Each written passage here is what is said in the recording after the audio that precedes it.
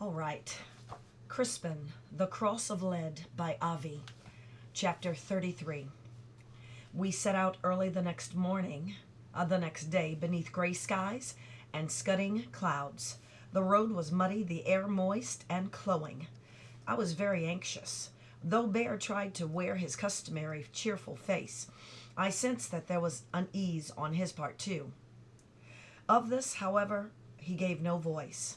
At first we traveled, as we usually did, alone. By midday, however, people began to join us on the narrow road. As we drew closer to Great Wexley, their numbers increased.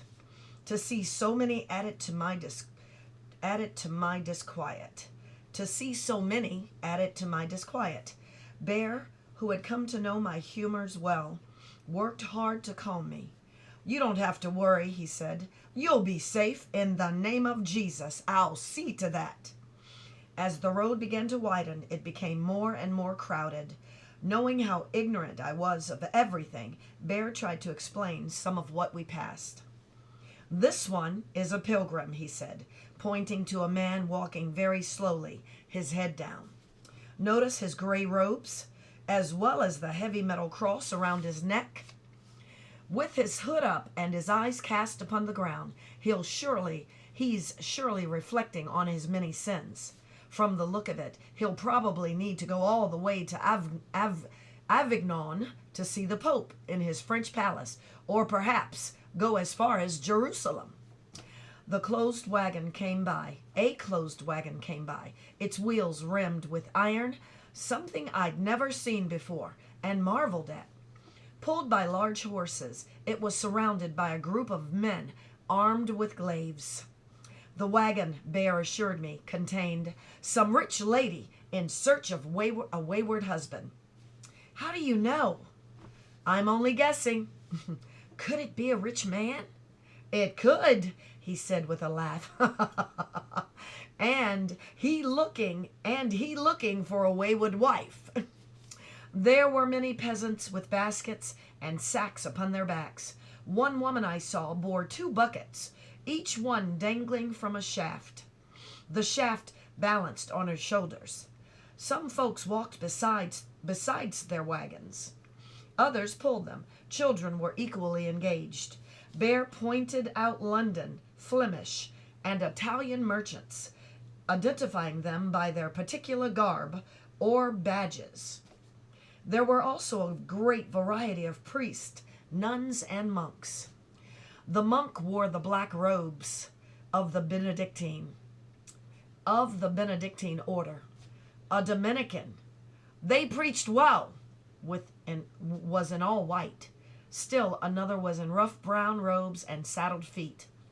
"He's a begging friar in the Frankenscan roll," Bear said. "They take their sacred vows of poverty to heart.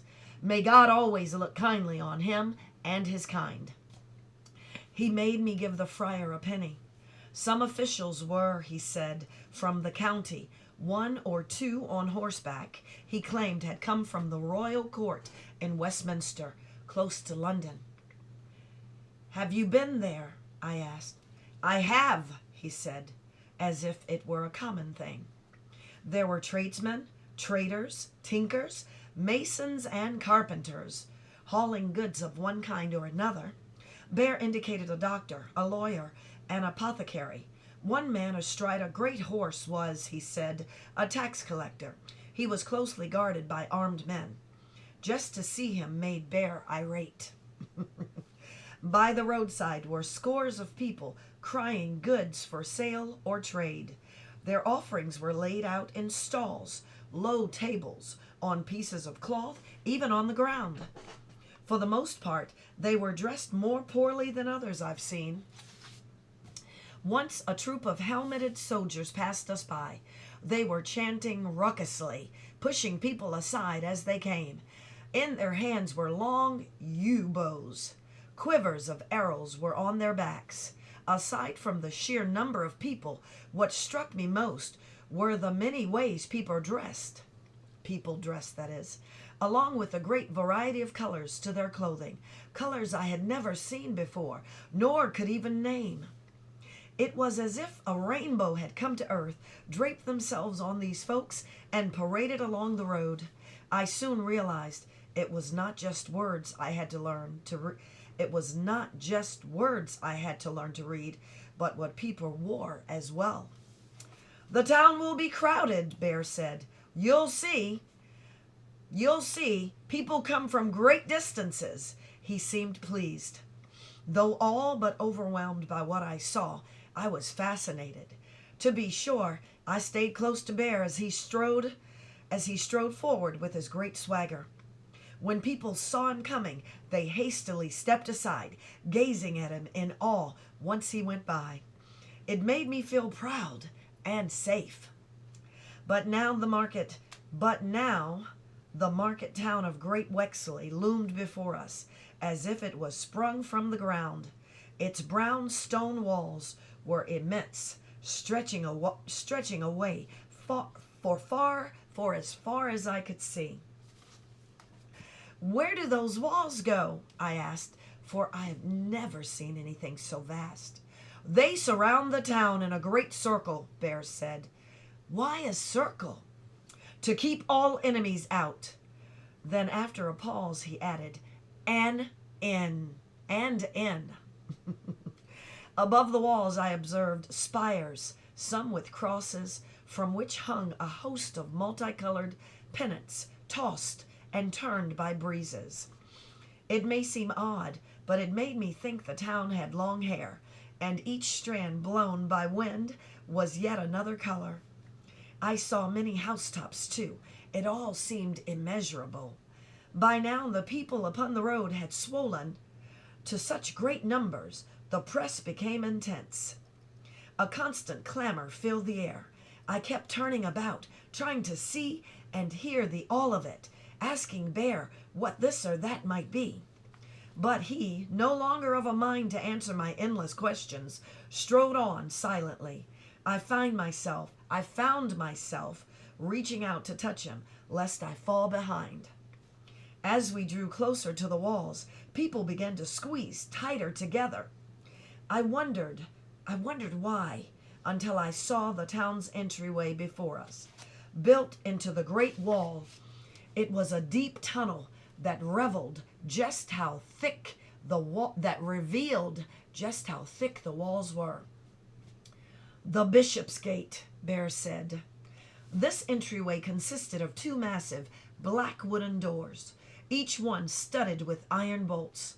The doors had been swung open and pushed back against the walls. Behind them, a portcullis, had been raised halfway up, looking like teeth prepared to bite. Above the entryway was a design with markings on it that looked like a shield. Black cloth was wrapped around it. Bear was gazing at it intently. But when I started to ask him what it meant, I realized he'd shifted his gaze to the gate. I followed his look. Soldiers were chests covered with iron plates were guarding the entryway. Pointed metal helmets were on their heads. Tall glaives were in their hands, swords at their sides, daggers on their hips. Atop the walls were other guards. What's more, the soldiers were allowing only a few people in at a time. Remembering the men at the bridge, I grew alarmed. "I think," I whispered, my mouth dry, "they're looking for someone." Chapter 34. Bear put a hand on my shoulders. "Crispin," he said softly, "try to show less worry. The worst disguise is fear." "What if they stop me?" "I don't think they will. But if they do, always remember what I told you. Run away. Head into a crowd. Your size will hide you." Watching intensely, I saw that those trying to get into the town had formed two lines which pressed through a gauntlet of soldiers. As we slowly made our way forward, I could feel myself becoming increasingly timorous. "Here's a better way," Bear said into my ear. "When I tell you, when we're close to the gate, Start playing the pipe. I'll dance." "But won't that make them pay more attention?" I said. "Do as I say," he said, but in so tense a fashion I dared not question him. Instead, we edged along, just as we approached the gate and the soldiers. Bear said, "Begin." I hastily made the sign of the cross over my heart, called on St. Giles to protect me, and with trembling fingers took up the recorder and began to play. Bear began to beat his drum and dance. People turned to look. There were smiles on their faces, and from some, applause. That included the soldiers. We fairly well danced our way up to the gate and through the town walls with not as much as an unkind look from anyone. "Well done," said Bear, with a palpable sigh of relief as we entered Great Wexley inside. If I had been amazed by what I'd seen on the road, I was more astonished once within Great Wexley, for we had hardly passed through the gate when I saw more people, men, women, and children, in that one moment than I had seen in all my life together. Just the din that burst upon my ears was beyond belief. People were shouting, calling, arguing, laughing, selling their wares to any and all from where they stood. Wandering water carriers were proclaiming what they sold. So were those who offered apples, lavender, or ribbons. It was hard to know who was talking to whom. It all appeared to my eyes and ears like a flock of crows screaming at one another in a crowded field of new threshed wheat. No, it was more like dense forest, not of trees, but people. For we could not walk straight, but had to weave our way along, constantly bumping, banging into others. In Stromford village, you could not pass anyone without knowing them and receiving some nod of greeting, or perhaps a grunted word or two. Even I received such notice. There, strangers were as rare as shooting stars, and just as portentous. But though Bear and I were strangers to Great Wexley, and I a wolf's head, no one seemed to care, though they did glance at Bear, if only on account of his size. Still, that assaulted my senses more than anything, aside from the sheer number of people of all ages and the ensuing cacophony, was the stench that filled the air. Rotting goods, food, dung, manure, human slop, and swill mixed together into such a ghastly brew as to make me want to swoon. In my village, refuge was heaved behind our houses. In Great Wexley, foulness lay on the wide road where we walked. This road was no longer dirt and mud, but laid out in stone. A filth-filled gutter, like an open gut, ran down its middle. Even as we passed, I saw house shutters open and muck heaved out on the street, sometimes dousing passer-by, to the hilarity of those watching, arousing fury from the victims. Nor was it only people I saw, but animals, pigs, chickens, geese, dogs, and rats, all of which scurried among the crowds with as little thought to people as the people seemed to give to them. Passing in on the crowded, narrow streets were looming walls of close-built buildings, structures sometimes 3 stories high, with slate, not thatch roofs. These houses were, for the most part, built of timber beams, with pale mortar filling in between the wood. Here and there stood stone buildings of even grander proportions. Many houses had their upper stories built so that they extended over the narrow streets, blotting out the sky. The houses had countless windows, mostly with shutters, but some with glass, more than I've ever seen before. As for doors, I did not think the world had so many. These people, I thought, must live their lives by little more than entries and exits. And again, on many places, there were black cloth draped with intertwining ribbons of blue and gold. I asked Bear what it meant. This time he replied, "Someone important has died." From numerous buildings hung great wooden images of things. A pig here, a helmet there, a fish, a jacket, a hoop, even a sheaf of wheat. These, as I was to discover, were emblems to inform passer-byers of the nature of the business or goods made or sold therein. Tradesmen simply lowered their shutters onto the streets, making a kind of shelf from which they marketed their goods. As for sleeping and eating, people did that in the second or third floor solars. There was so much to see, I barely looked at one thing, but felt compelled to look at another yet another. Indeed, there were so many objects to look at that if I had had 10 eyes, I could not have seen them all. It made my head ache. More than once Bear had to haul me in or yell, for dumbfounded by what I saw, I would halt in my tracks and stand in danger of being knocked down and trampled by the swarming people. For instance, I saw a bakery that sold bread that was swan white, something I'd never seen before. And meat, I swear by Jesus' name, there was more meat than the whole kingdom could consume. I had always known that Stromford village had little to eat, but assumed it was no different from the rest of the world. Now I discovered how poor my village was. On and on we went until Bear unexpectedly grabbed me by the arm and swung me around. "Look," he said.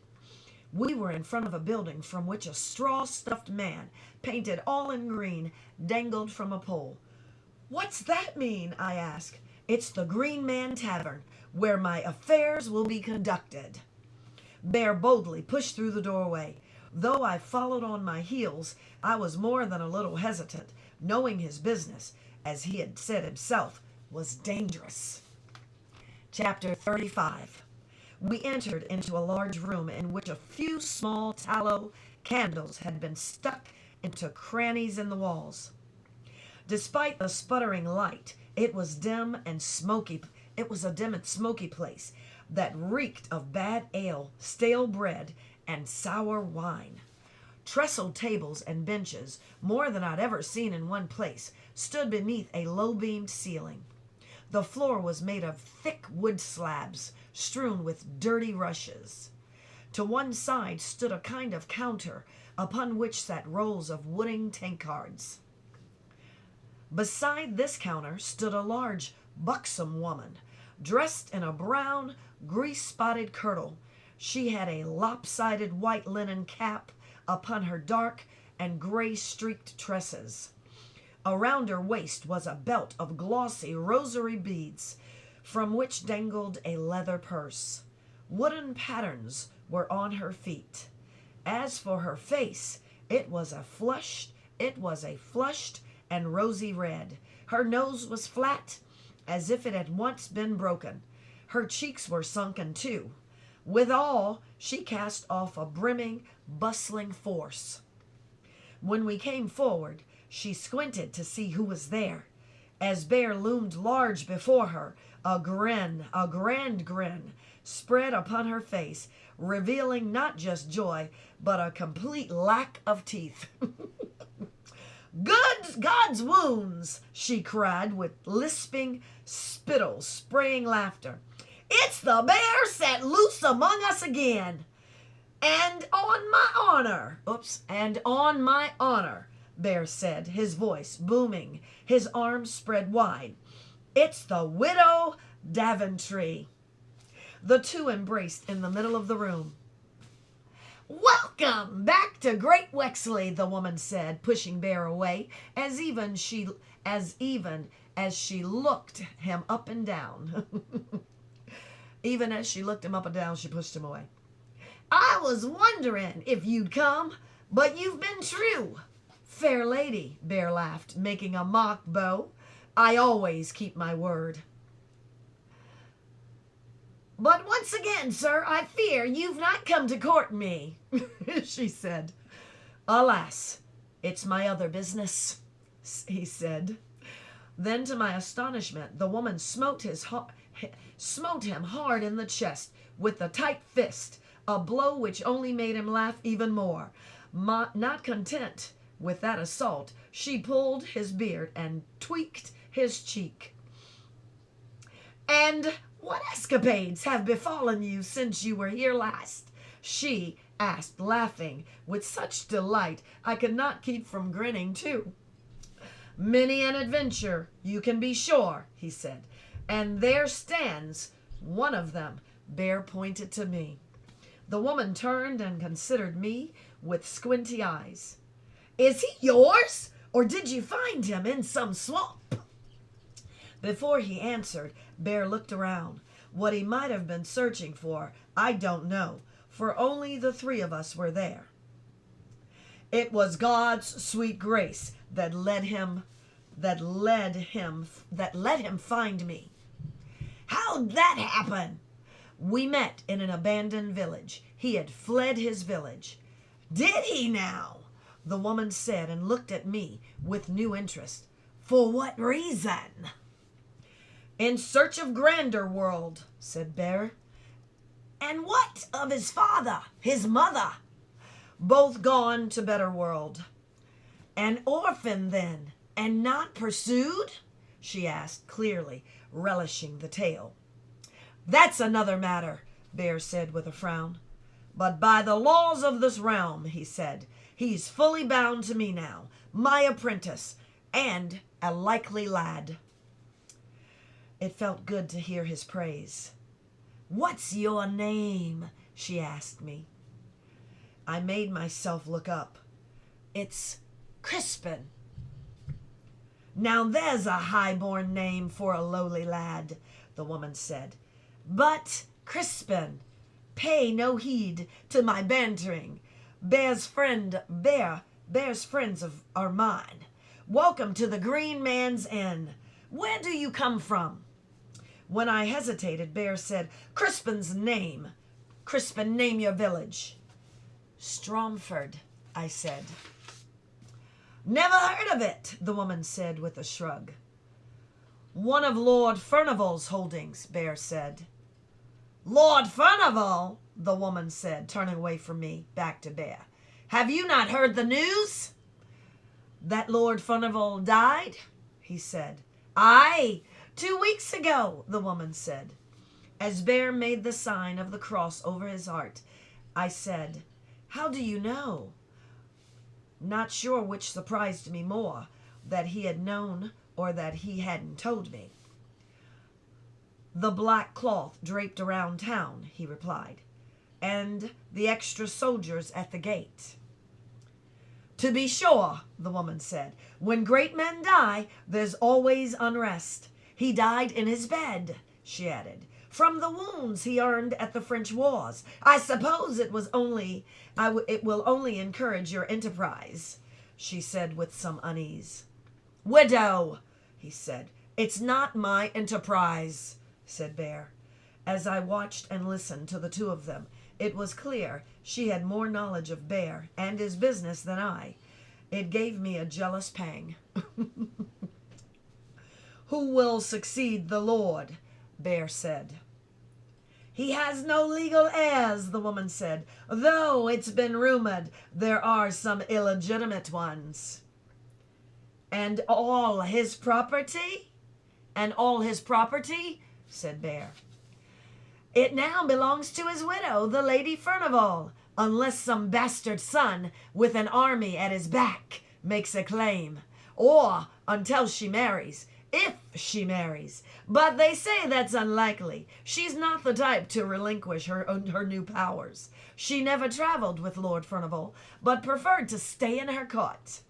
You know what women say, she added with a grin. If the first marriage is a gift from God, the second one comes straight from hell. With that, there was an awkward moment of silence. Bear was tense. I did not know exactly what had occurred, but it made me recall something Father Quintal had told me once at confession.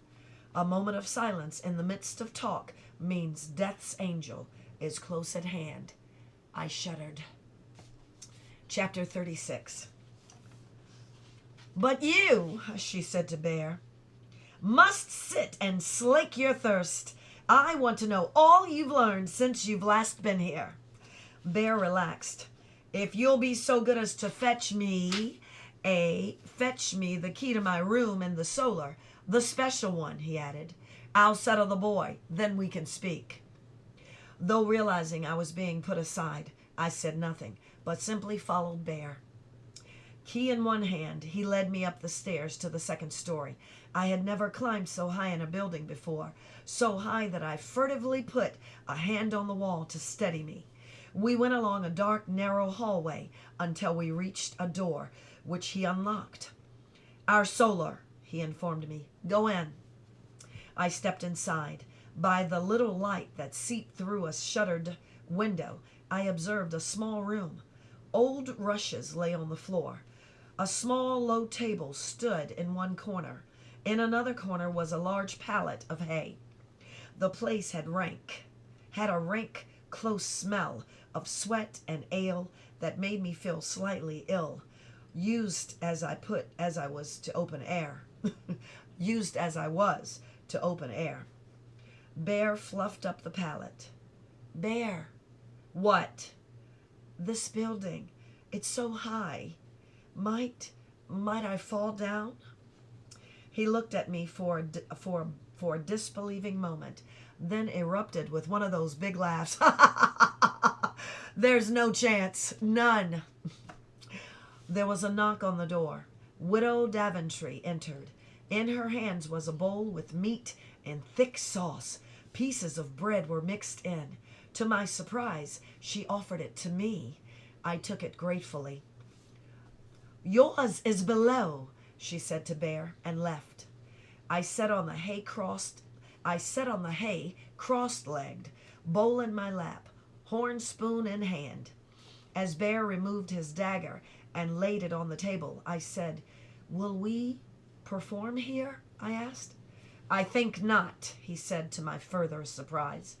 Our time here will be very short, but I must show you something. He went to the wall and felt about the wooden boards. This is a special room, he said. My friend below always gives it to me. Under the pressure of his hands, a slab of wood popped out from the wall. It's a hiding place. It will hold you, and me too, for that matter, if there's need. Will there be need?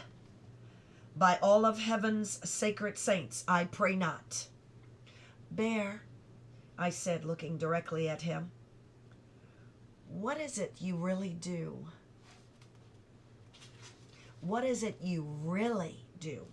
Really is in italics, so that means you emphasize it when you're reading. He laughed. When we met, he said, you dared not even ask my name. Now you stare brazenly at me and presume to ask of my affairs. Have you risen in the world or fallen? That's for you to say, I said. As to what I really do, he said with a placating smile, I'm a fool because I should like to be in heaven before I die. He reached for the door. I don't want to stay here, I said. It's close and ill-smelling. You'll do as you're told. Yes, master, I said. Yes, master, I said, knowing my saying so would irritate him. Then at least don't lock the door. I won't, he said, then paused. For a moment, I thought. I won't, he said, then paused. For a moment, I thought he would speak more, but all he said was, Crispin, on your life, remain here until I return. With that, he left. Feeling much aggrieved, I ate the food, then lay back upon the straw. I was not very happy. Why, I asked myself, should I remain in such a stuffy place, while he did as he pleased? Besides, my glimpses of the town had only whetted my curiosity, and I had a penny of my own. There was much still to see, but it sounded as if Bear intended to keep me in the room for what now appeared to be a short stay. For a while I remained there, where I was, though as time passed I fretted more and more. Finally I got up, went to the door, and peeked into the hall. Seeing no one about, I made up my mind to wander the town for a short time. My intent was that I would return before Bear even noticed I'd left. I was just about to leave when I went to the table and plucked up Bear's sheathed dagger and hid it underneath my tunic. Had he not taught me to use it? Was not this town in which my claim to my liberties? Moving quietly, I crept halfway down the stairs and listened. From somewhere I could hear the murmurs of Bear's talk, as well as Widow Daventry's. Exactly where they were, I didn't know.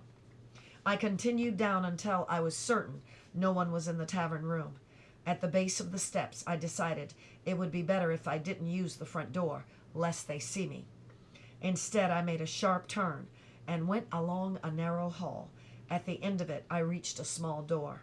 Pulling it open, I stepped into the alley that had the most appalling stench.